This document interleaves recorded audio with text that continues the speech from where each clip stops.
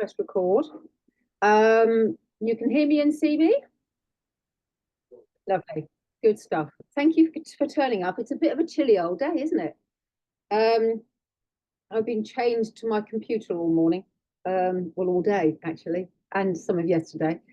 These things aren't necessarily my strong point. Right, here we are, somebody else in. I'm just going to wait a little while whilst people just come in, because I want as many people as possible to sort of experience this and be able to ask questions. If you want to ask questions in the chat, that would be really great. So by all means, just pop a little thing in the chat. There are some moments when I will say, and if I haven't noticed you, unmute yourself and say, Sue, can I just ask a question? Just don't worry about it. It's fine. Totally informal. I'm not going to shout at you or anything like that, because I don't do stuff like that. Right, so let's wait and see. While we're waiting, can you put things in your chat to let me know whether if I don't know you, if I haven't met you before, what sort of things you have going on with your dogs, what sort of dog you have, all that sort of stuff, just to give me a little bit of an idea, because that would be really nice. Okay, I'm now going to just, oh, hang on a minute, and that says an error, invalid meeting. Right, hang on a second, I'm just going to give Sue, there's obviously an error code somewhere, because you just said that, Carol, didn't you? There's a link somewhere that isn't right, which is an absolute pickle. What they need to do, Sue, is actually come in through Zoom and just put your code in. That's the way I did it. Oh, okay. If you log onto Zoom and put the password you've given us, it'll bring you straight in rather than clicking on the link. Thank you. Oh, okay. That's really not helpful though, is it? I mean, you want to just be able to, hang on a second. Somebody else has just said, somebody else wants to try and get in. So let's just wait a moment and chat amongst ourselves, because obviously I'm really pleased that so many of you want to join me. So it's great. Okay, so this is all, when you do this stuff, when we get, I mean, I've been doing this sort of tech stuff since COVID. And prior to that, my dog training and my dog behavior was done, you know, one-to-one, face-to-face in a field.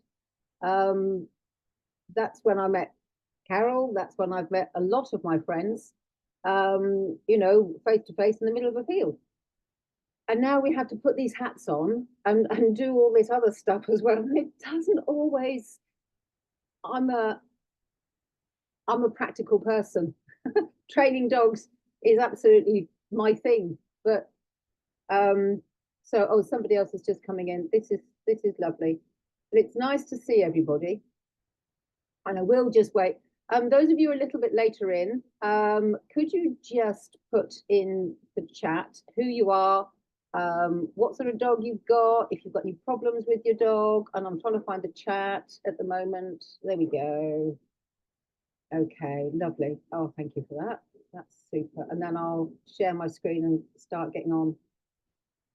Okay, so Miranda has Juno, a cane called Canny. Do you call it Canny or cane?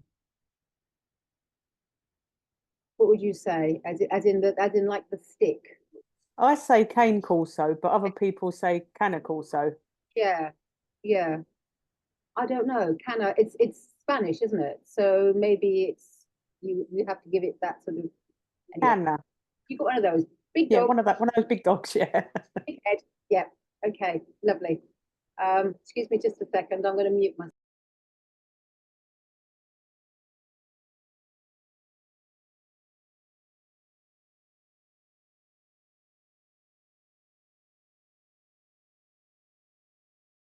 What is it about washing machines that always go on when you're just about to do something?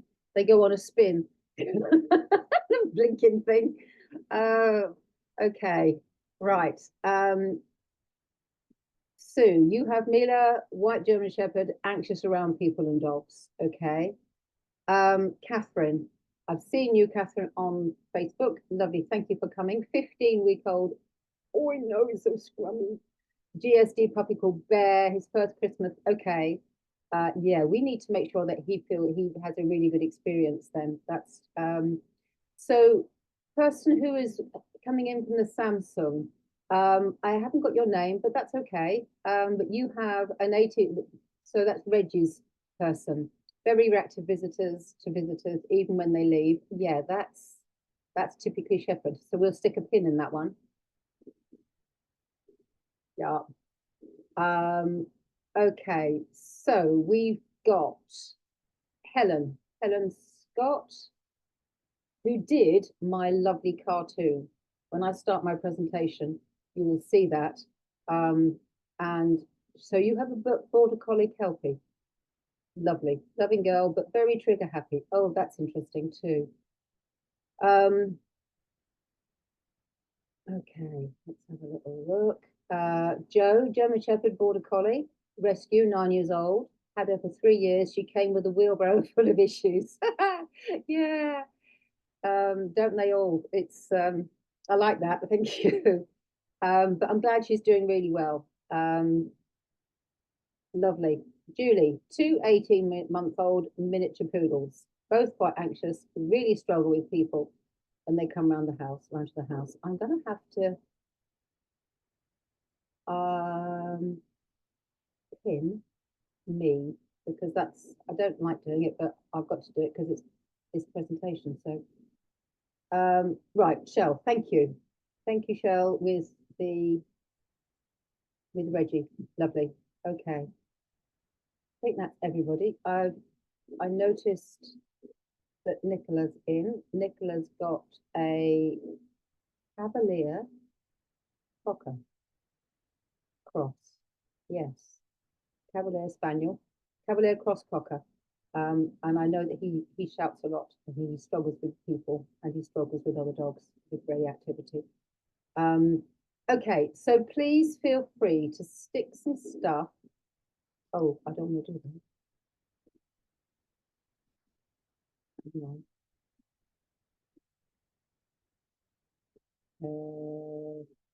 I want to go everyone. Right, okay. So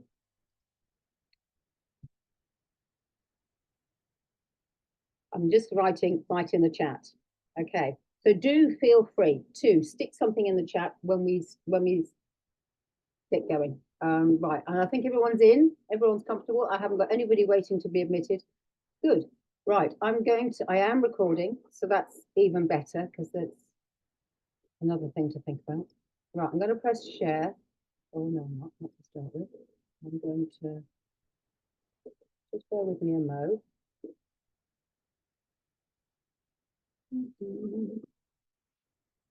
I'm going to go into present mode. I'm going to go end. Then I'm going to go present a view.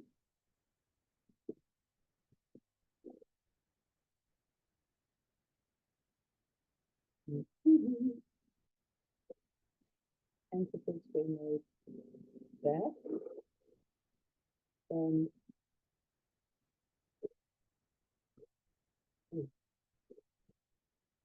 something that's not doing what I expected to do. Just one minute. Let's check 2.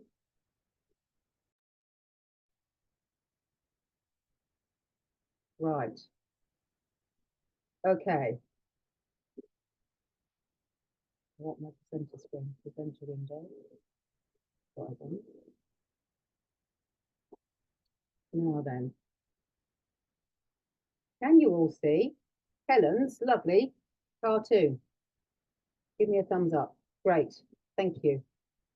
Okay, here we go. Now then, I'm just going to go back a step. Okay.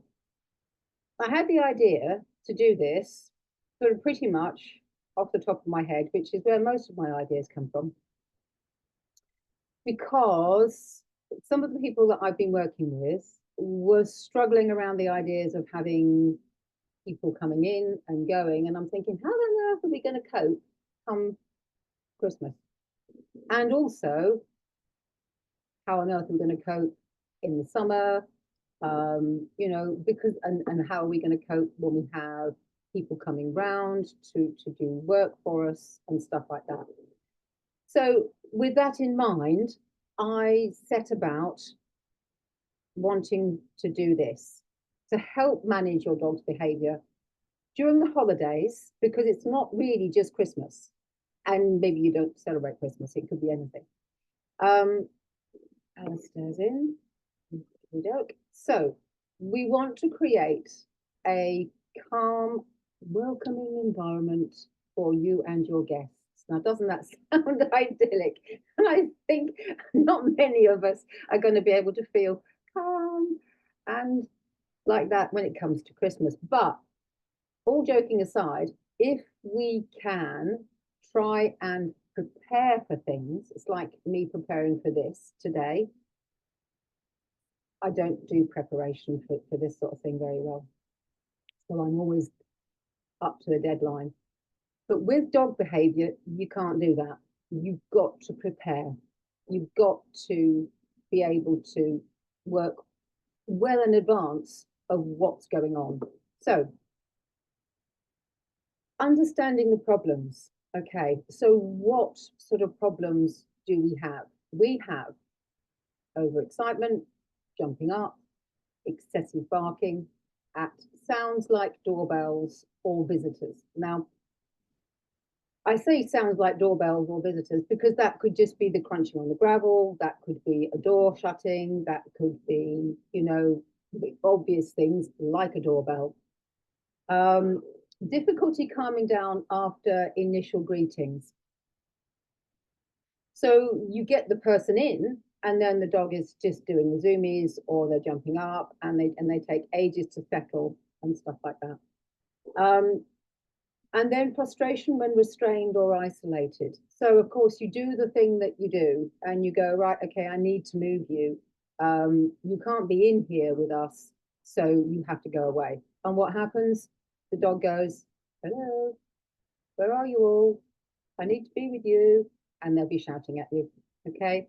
So it's all straight away, then revert back to being frustrated because what she expected didn't happen. So when she got a little bit of tolerance in there, yeah. Down. Yeah. I'm going to start that again because for some reason I tried to get rid of the audio on that and it wouldn't. So it's playing, but the audio, right, let's try that again. It's just a dog jumping up. This was somebody I worked with quite some time ago now, but it was a really good demonstration of how she's not aggressive. She's just completely overexcited. And we need to look at very often where these behaviors come from.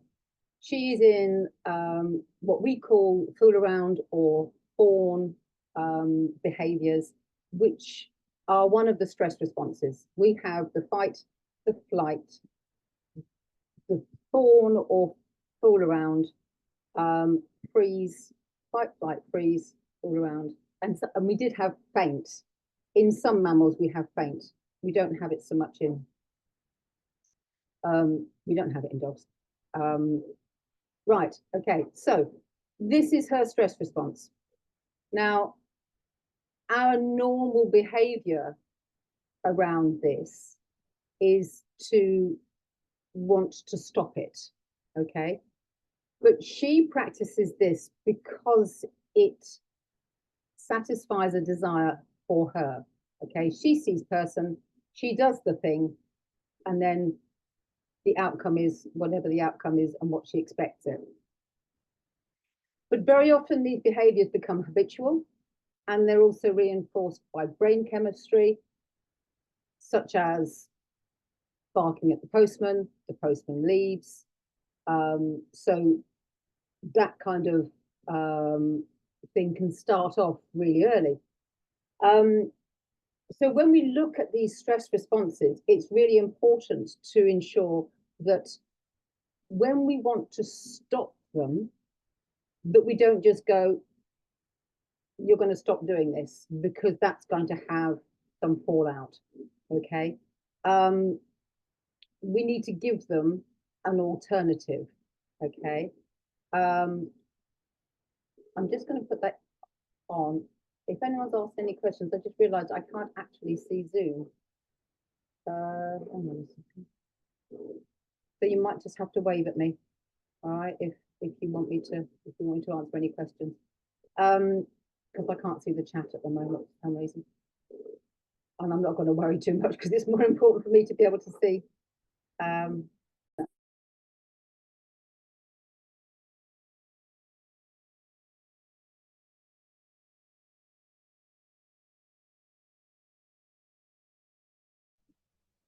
Sue, you're muted at the moment. I don't know if you're meant to be.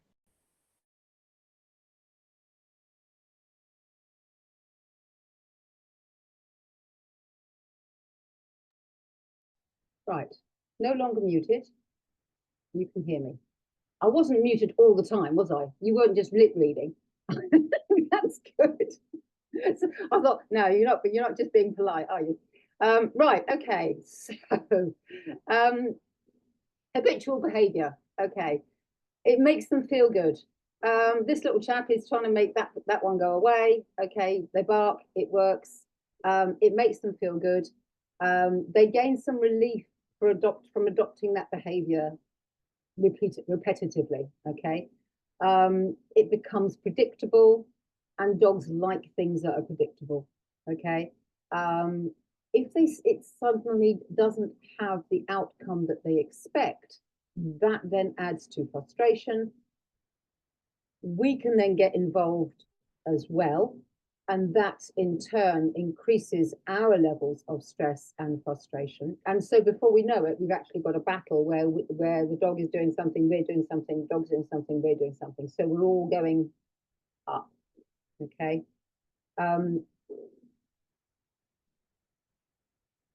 Habitual behavior, we need to look at what actually is reinforcing it. Now, this chap isn't trying to get rid of whoever's coming through the door. I think this is absolutely comical. I know it's an AI enhanced thing, but it's absolutely comical. So dogs enjoy certain actions due to reinforcements that they receive. So Nanny could be turning up, Dad could be home, Mum could be coming home, Big Brother could be coming along and having a rough and tumble. So we also need to be able to find out or work out what your dog is experiencing and what you think they want from that, from the behavior that they're doing. Okay, the Labrador fool around, they may well be in that state of, I want to rough and tumble, play, mouth, that kind of thing. This chap could probably potentially be exactly the same. But the outcome is the same. They actually are, well, this chap is anticipating fun, play, interaction, food, whatever. It is really important what they anticipate from the point of view of how we get to work with them. Now, as I said before, if you want to stop that, how do you think they're going to feel if I suddenly go, okay, you can't go and greet Dad coming through the door because it's too noisy, it's too chaotic. So you go and grab the dog and go, right, I want you to go into this room. And the dog goes, well, that's not really very fine. That's not very pleasant. I want to just ask you guys to just pop in the chat, and I've just found the chat, what you think your dog's emotion is. Are they wanting to see the people that come to their house, or are they not wanting to see the people that are coming to your house? Okay, do you think they want to make them go away, or do you think they are do you think that they are wanting to greet them? Do we have a frustrated over the top greeter? Okay, Julie says generally they want to make them go away. Yeah, okay. Nervous dogs, Shell, excited and easier to greet. Great, okay. Miranda, a bit of both. Yes, yeah, that's really interesting too. Juna wants to make them go away, but once they're indoors, she realizes they aren't a threat. She's like, yes. So that initial reaction is sort of, oh, I'm not entirely sure how I'm going to deal with you. And that's when they're not thinking. The thinking part of the brain is not functioning. So Helen, a fear at first. Oh, I've lost you. Good. Fear at first, but then if it turns out to be someone that she loves, it turns into excitement. Yes. Dogs will always err on the side of caution, and it's certainly our sensitive dogs, our reactive dogs, and reactive is a bit of a label, isn't it? But our sensitive dogs that are environmentally aware, they go, would you be here? Much more frequently, and then they go, oh yeah, you're okay. Sometimes, depending on how they've got through adolescence, that should you be here then becomes, I really don't know what to do with you. So, you know, that from that point of view, it also becomes, so little bear, now you see, he will change as you get him from about 16 weeks through to 9 months. When you're you know, charging through adolescence, he will change, and he will get worried by visitors. But there are ways that we can help to help him through those sorts of things. And I know you've got people around you that can help you with that. So Bella likes to meet new people and does get overexcited. Yes, now she goes a bit like Labrador. She does go a little bit sort of, I like people, and they like me, and I like how it makes me feel. And she gets all a little bit giddy and then just a little bit over the top.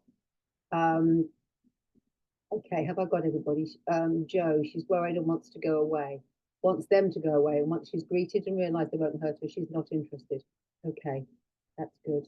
So have I got everybody? Shell, yeah. Yeah, Sue, yeah, definitely Mila would want them to go away. So it's really interesting. It looks over, it looks the same, but it isn't. And that's why it's really important to have a little think about what it is that we're seeing. I'm just going to move this and make sure that I can read my notes again. And then click on that. Ah, right. Okay, so when we think about calm is an emotion. It's at the opposite. Now this sounds obvious, but it's at the opposite end of rage. One end you've got fear and rage and seeking. Seeking is where they want to go out. It's like almost like predation. They go out, they want to go and get things. Then you come down, you've got anger and fear and frustration and apprehension. Then you go down the opposite way. Then you've got relief, calm, and then you've got care. Now, care is a different one. It's a difficult one. It's one where oxytocin gets involved, and it's what mums make, what they produce when they've had puppies, or people have babies, but puppies are much more interesting. And so from that point of view, that sort of comes, and that's also very calming. You also get the brain chemistry going on as well. So we've got how we arrive at this point depends on what the dog expects from the arrival of the visitors. Okay, so what emotion is underlying and what is reinforcing that behavior? Really important, that. So dogs have done what works for them up until now, and that's been the reinforcer. So let's have a little look at what has been reinforced. And we want to get thinking when we are calm, and we want to start teaching the dog when they are calm, because that's where the learning takes place. Okay, that's where the serotonin helps. It's a learning, it's not a hormone, it's a neurotransmitter. Okay, it carries things. So basically, it helps us to learn, and serotonin is obviously working today. So I prefer just to say, let's use the thinking part of the brain. Okay, we're all able to learn. We have a little think about what's going on for our dogs. Okay, so thinking about what's going on for our dogs, what do you think they would enjoy doing, as opposed to greeting the people that are turning up? Okay, so what's the dog expecting? What will be rewarding? So this chap would be far happier being able to greet the person. That would be ultimately the biggest reward. But we can't allow it to happen in the way that it's been happening, because it doesn't fit with what we want. And that's quite often what happens with behavior.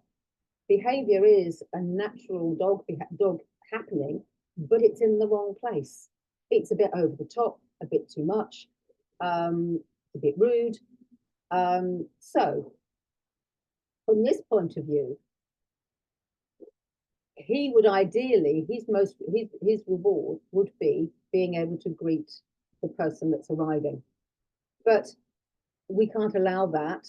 So we teach them a behavior that's easy for them to do and makes it rewarding for them.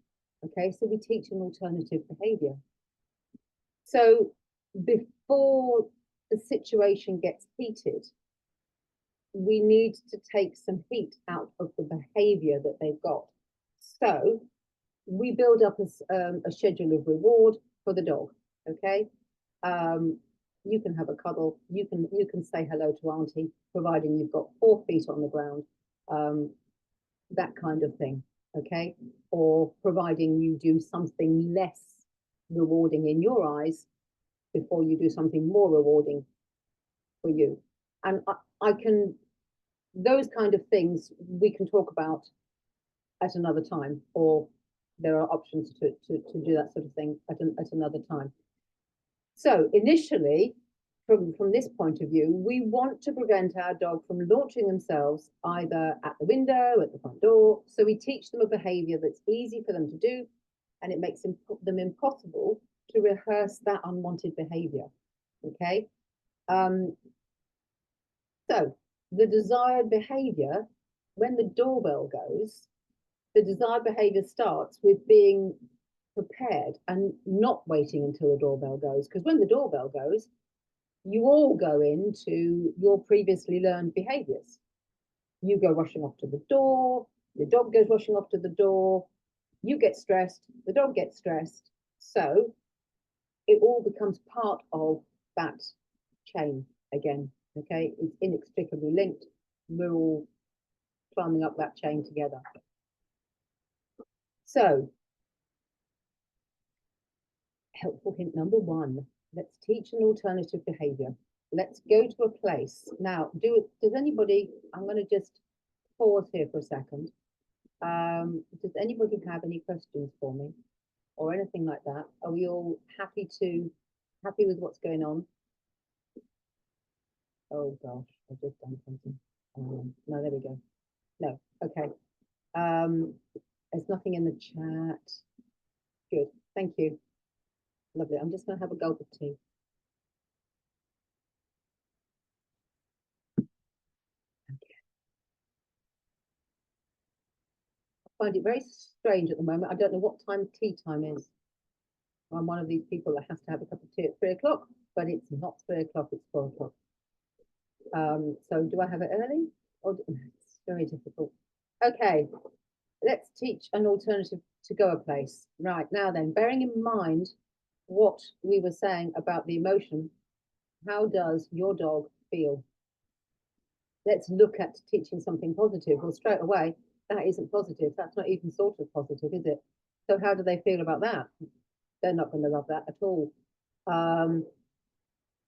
Getting sent to bed, you know, go to your room, go to bed.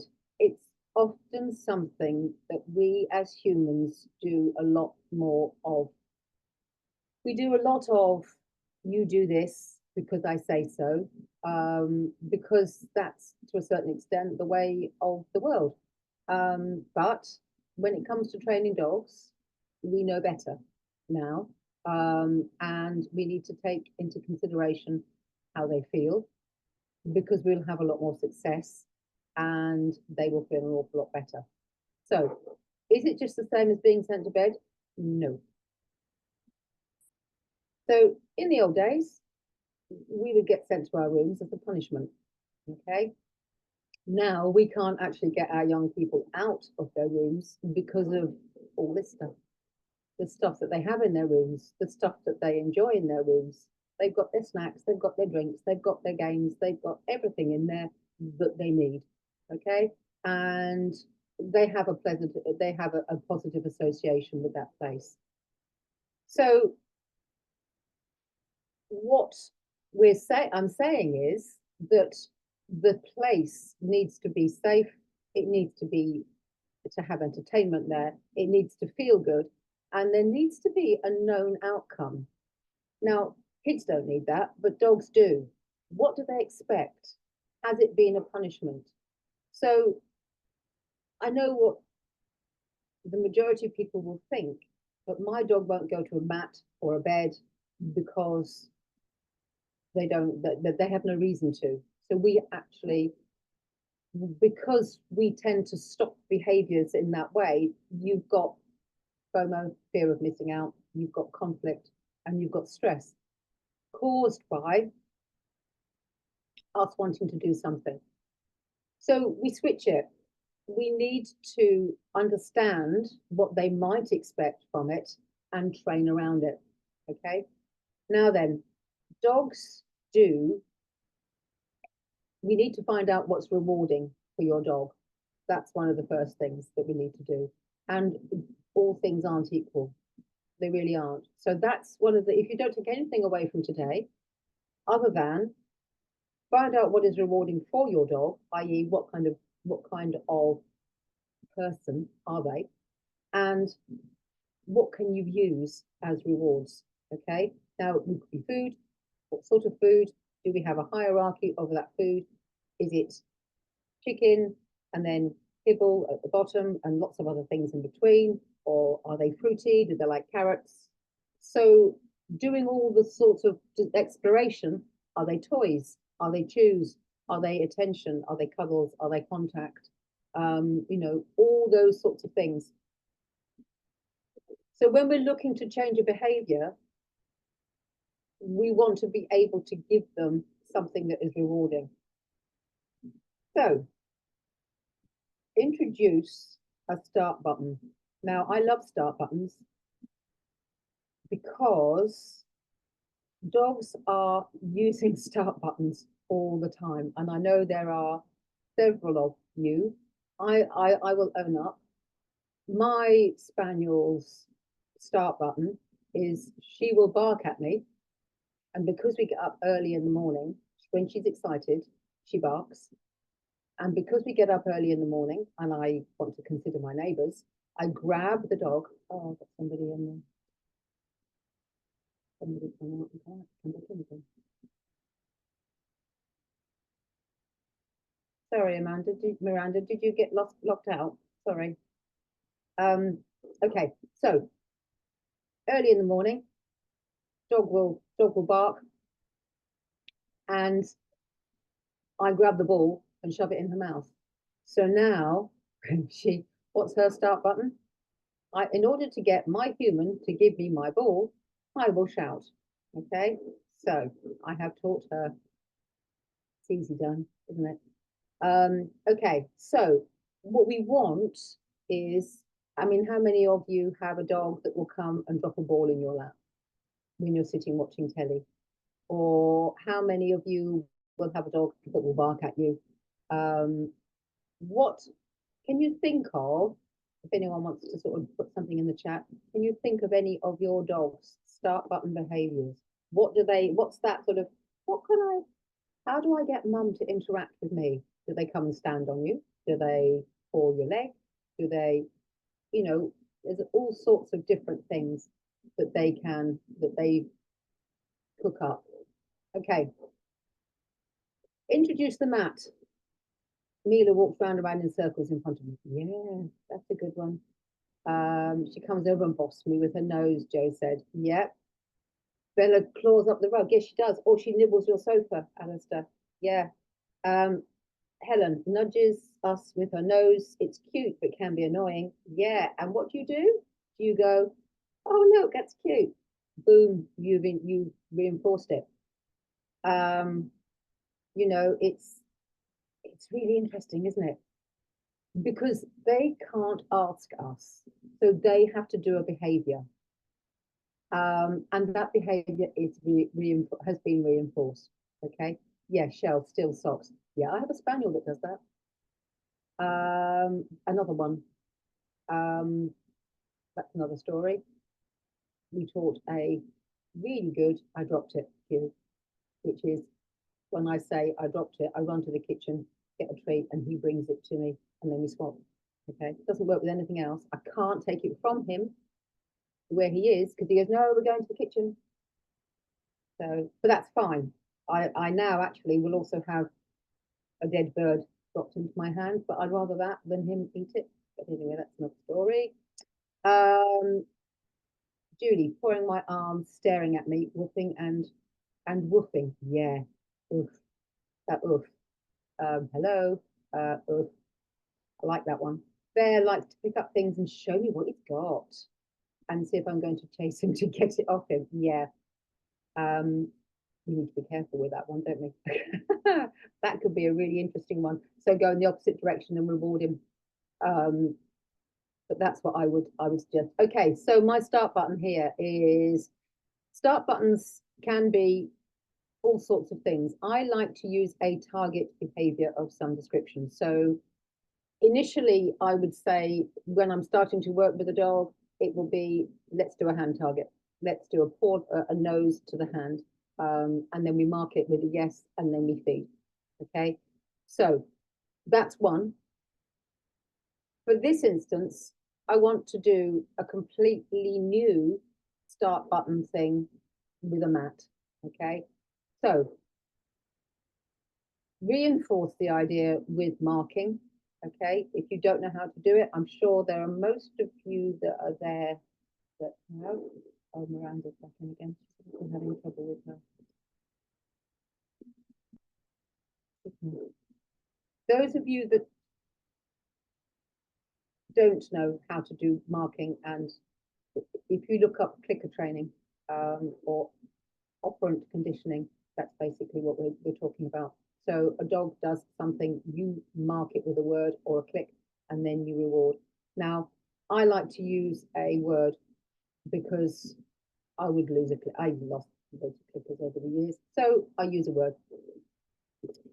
So we introduce a mat as a start button, and I always use it as a pretty much as a paw target. So the dog touches it, pays attention to it. Yes, chuck the food off to start with, and then we do it back the other way, and then we do it back the other way, and then okay. So that's basically how we teach that. Because in this instance, I want to start to get them used to a place. So it starts with a mat, then it becomes something perhaps a little bit more tactile, a little bit more obvious. So it's a raised bed or a chunky bed or something that you can have a distinct on and off. Okay. It gives them more of a clue as to what's going on. Okay. This is the place you get the reward. That's the place you don't get the reward. By the reward, I also mean the mark. So I could, just to be confusing. So the dog gets on there, I mark it, yes. And sometimes I will throw the food off just to reset. Okay, but they had to press that button to actually get the reward. Okay, provides a specific and rewarding alternative behavior. All right, so we have got Dexter and his bed. Okay, now Dexter, what bless his heart, was a failed guide dog. He was unpredictable. He got to a certain age and he couldn't be relied upon. So he came to this person later in life, and he was, sometimes he could be really good, and sometimes he would just, as I say, be unpredictable. So we had to build predictability for him. And one of the things that we did was, because the house, again, doesn't have much of a porch or what have you, we had to make sure that the people that came to the house, there was like an airlock system. Okay. So moving on from that, we wanted also to ensure that it was secure. And when we take our bed or our mat behavior, our target behavior, and add it to thinking about when you've got visitors, we need to then create a safe place, because the invasion of visitors will prohibit the engaging of the brain. Okay, it does with us, it's going to do that with them. Okay, so we create a safe place. Now then, designated area, bed, crate, gated off room. Pick your fancy for your dog. I'm happy with any of those. It depends how we condition it, how we train it, teach it. But it's really, really important for us to go back to this little boy in his bedroom and go, it feels good. I want to be there. There is a known outcome. It is comfortable. I will also have lots of positive and familiar items with me. And in addition to that, I will have some things to do. Enrichment is a word that we use a lot now. Licky mats, Kongs, snuffle mats, safe chews, bits of animal, trachea, stuff it, stick it in the freezer. All of those things we can use around this time that we're going to be distracted. Okay. And what I want you to be able to do is to be able to say, right, you are in your known place. You are anticipating a reward. Your reward is going to come more slowly. So I'm going to give you some licky mats, Kongs, that sort of thing, so that you can self-soothe whilst you are there. Okay, that's going to make you feel better. Coming up shortly, we will be having fireworks. Don't need to tell anybody that. Calming music, background noise to mask out, to mask outside sounds. It's the same when we want to desensitize them to the talking of visitors and things like that. Noise or sound is a really big part of this. So if you have your dog in the room with, they're off to the side, and you pop in there, you can hear people talking, you can desensitize, you can do some listen to that as opposed to look at that. Reward, yes feed, yes feed. The calming music would deaden it a little, just make them feel a little bit more comfortable. Here, we're starting to desensitize the more obvious doorbell, door knocking, visitor cues. Okay, this little chap really struggled with visitors. He would be unable to disengage. He would go over, say hi, and then go, oh, this is scary. I have no idea how to get out again. So he would start to get a little bit aggressive. Well, quite a lot aggressive, really. He would grab trousers. Sometimes he'd jump up and bite people. So what we're doing here, what I was doing was I was rattling the door, and then his dad was feeding. Now, this isn't the first part of the story. the first part of the story is he was in another room, gated. The owner was with him, feeding him, whilst I rattled the door. And then, because he didn't worry if he wasn't able, he didn't have to go there. So basically, we increased the distance. If he hadn't engaged with me, he wasn't that worried. Okay, so from this point of view, the distance was sufficient for him to dial down that arousal. Okay, and he's really great now. He really is. They've had a new baby and they've had all those visitors that comes with that. And he's been as good as gold. We also taught him to go into a crate. We popped the crate here, and it was a soft crate. It was a soft, sort of solid-sided crate. And when somebody came to the door, he hopped in there. He would go into his bed before the door was open. Okay. Now, the doorbell sounds mean good things happen on your mat, which is what we did with him. Okay. Bing bong. I'm going to get a reward on my mat in my room, whether it comes a little bit after or whether it comes sooner. That's the way to sort of work through it. But good things happen on your mat. Okay. Again, you can do this by having one of these sort of walk around type ones, or have somebody that's going to be handy that's doing a bing bong. But this kind of stuff comes a little bit later, if you see what I mean. There's a lot of work to do beforehand. So you practice frequently in settings before adding distractions. And it was only when I did this presentation today that I realized how many times I've done this behavior with people. Because I was looking for photographs. And I thought, oh yes, I did that there. And oh, I did that there. Now here, the door goes straight out onto the street.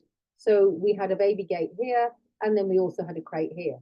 But again, this behavior started with the mat in the kitchen, and then we put the mat in the crate, and then we put the crate in the hall. So you gradually get closer and closer, or you create a safe place. And if the safe place has to be further away, then that's basically what you do. So we want to reduce the likelihood of that impulsivity. You know, the dog doesn't know what they're doing, therefore they go into doing something that they've done previously, but we don't want that. Okay. Spoken about this just now. Reward-based training and markers. Okay, so the marker words provide a clear signal which can help them understand what's expected. So even when there's stuff going on, if you persist with that marker word, then they will understand what's going on. Okay. I want you to think about only gradually increasing your distractions around the door behaviors. Don't rush to get to the sexy stuff, because you need to do a lot of work with your mat further away, with your mat in another room, with the whatever, because rewarding calmness in their safe place, as soon as the arousal levels go up, you're then going to lose some of that behavior. Those of us that do agility know that if we have practiced and trained things, we can say, oh, they always do it in training. But when you go to a show, the arousal or the environmental stimulus is so much higher, you lose a percentage of your training. Okay. So I'm a real stickler for making things really, really little and working on it. Okay. So this is my Dexter, and this is him. Can you see that running? I say my Dexter because he was lovely. He's no longer with us. So she's having an imaginary conversation here out the front, and he's just looking out the window, And then mum comes back and rewards him. And he's so good. And now we did a lot of work on this. But here you've got the window, you've got the front door. It's a little cottage. It's at the seaside. There was a lot of stuff going on. There's a church across the road. And we really had to dial this lad right down.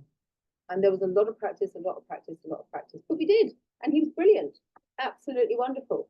And I was so very proud of him. And this also translated to when he went out. Because we were able to say, I'm going to play it again because I love it. I can't get enough of it. We were able to say, over here. Okay. The word we used for him when the doorbell went was over here, which meant I'm going to go and sit over there. So when we went out, we used to use over here, which meant that he would go to the side and then wait for the people to come past. Okay. And I was, bless his heart. This is another little one that I love, where the trigger becomes the cue. Okay, the trigger becomes the cue. The doorbell suddenly means not run down the head, but run down the hall like a headless chicken. It means go on your mat. Okay, this was a very, there we go.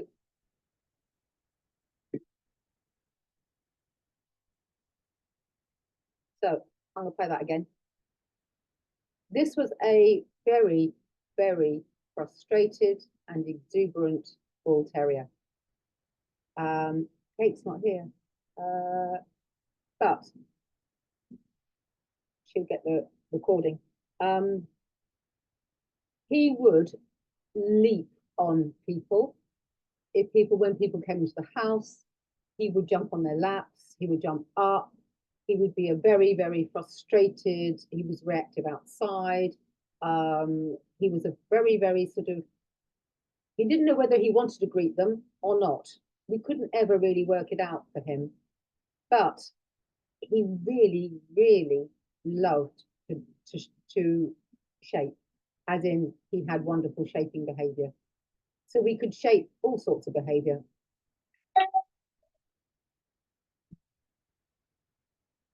So being gone meant go to that, which I was very pleased about, and so was everybody else. Okay. Any questions at the minute? Because I'm nearly finished. Okay. Thoughts, final thoughts on creating calm. How is your dog feeling? Okay. This chap in the middle of it, totally embraced the season. No worries at all. How is your dog feeling? He's not happy at all. Not even sort of. Find a place that it can be in or out of the general hubbub. Don't be afraid to take the dog into a sitting area. So you take them away, find your safe place, and then when you've got your visitors in and settled, you can bring them in. Continue doing your desensitization with your dog on a lead, subject to the fact that they aren't going to be aggressive, obviously. And bring them in, feed them, take them out again. See how they are able to watch your dog, basically. How is your dog feeling at any given time? You don't want to spend Christmas with your dog being in another room. That's not the point. The point is you need a place of decompression. You probably would like to go and have a place of decompression over the Christmas period. We can't all do that, but okay. Julie, how do you reduce the barking? The barking is an indicator of the state of arousal. Okay, so we desensitize to the triggers. So depending on what they are barking at, then we can say how far away from the trigger do they have to be before they don't bark? If it's noise, then can we interrupt? That's another skill. But I do have skills like that that I can teach you. My thank you is my positive interrupter, which I developed during COVID when we were suddenly surrounded by everybody. And it was my shepherd at the time would go into the garden, she'd go barky, bark, bark, bark, bark, bark. I thought, how am I going to stop that? I don't want to go out there and shout like a fishwife because that's not the right thing to do. So I had to think of something. And what I did was I developed thank you, which is basically a word or two words that mean come to me and get a reward. Okay. And that's what he did. Thank you. Yeah, I know most of us, what happens inside, but actually it's not going to get us anywhere. We need to, when we need to think, we're the ones on 2 feet, so we need to actually think. And that's what we try and tell ourselves. Okay, so we want to focus on, so yeah, you put your thank you in, you use your positive interrupter and you redirect. Okay, redirect and reward. Okay, so you use your positive interrupter and then reward, and then you redirect and reward. Okay, so for me, it was thank you. Then the dog would turn to me, and then I would go, oh, thank you, thank you, thank you, thank you. Or I would then go with me, and then we'd go in or something else, and then we'd either go on a mat, do a hand touch, do any number of those things that are known things that are rewarding. If the barking, so you've got to ask yourself, Julie, what is the barking for? Okay, is it making them go away? In which case we need to increase the distance. So, okay. Sadie isn't interested in any enrichment like lick mats or long-lasting chews. We aren't sure why. It would be so helpful if you did enjoy things. Okay. Now then, Sadie may not feel comfortable to do these things on her own. If she has her normal food, it might be that it's too much pressure for her to have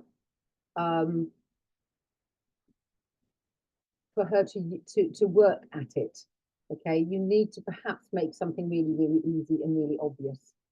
Okay, so just like popping a chunk of soaked kibble or raw, whatever it is that you have, or paste or pate or something, and then just spreading it on something really peasy, and then just putting it down. It's probably, oh, it's too hard, I can't do that. And if they haven't learned it, a lot of dogs will stop at, if they're sensitive, they will stop at that slight resistance. They won't push through. So if she might be feeling a bit of friction. So we need to focus on what we want and not what we don't want. So if your idea is taking your dog to a cafe or a restaurant in the summer, or having barbecues, having friends over, or something like that, we need to be doing it. We need to be planning, okay? Because they aren't going to get any better if we don't make it better. So we need to shift our focus from stopping the behaviors, i.e. don't do that, to teaching preferred ones, okay? And celebrate the small wins. You're not going to get bing bong dog goes on a mat in the first week of doing this. But what you are going to get is an idea about how you can get your dog to work with you and to mutually, you all feel much, much better. Okay, any questions? I've had a few. Just to let you know that the link in the email didn't work. Yes, thank you, Alistair. Meter number was abbreviated. Oh. Thanks, Alistair. Yeah, I know the people that are in here did also tell me that. Just as a, where did you get the link, Alistair? Was that in an email that came to you? Did you all get emails, and is that where the abbreviated link was? That would be helpful to know. Okay.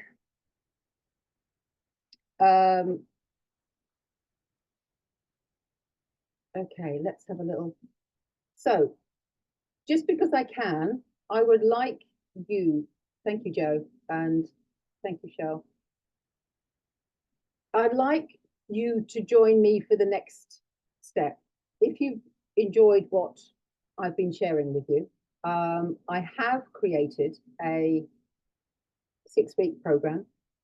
So going beyond today's tips, because it's just a little bit of an idea. This was just a little bit of an idea to get us started.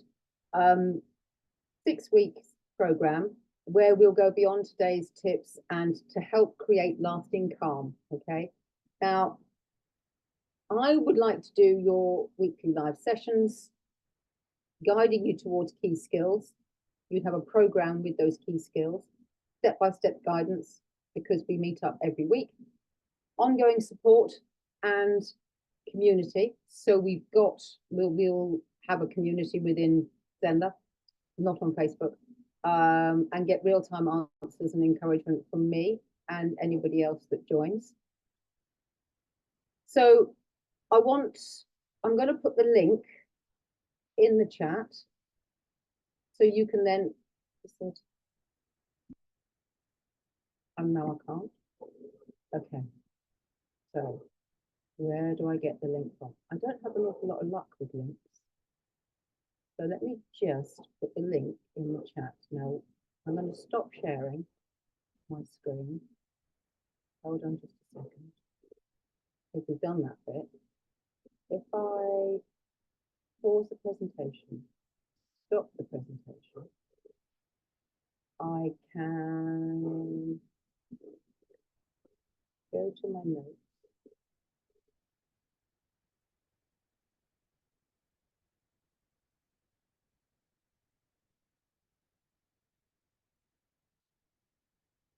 No, I don't want to speak to the go to everyone on the meeting. Yeah. There. It's been really useful. Thank you. Thank you, Joe.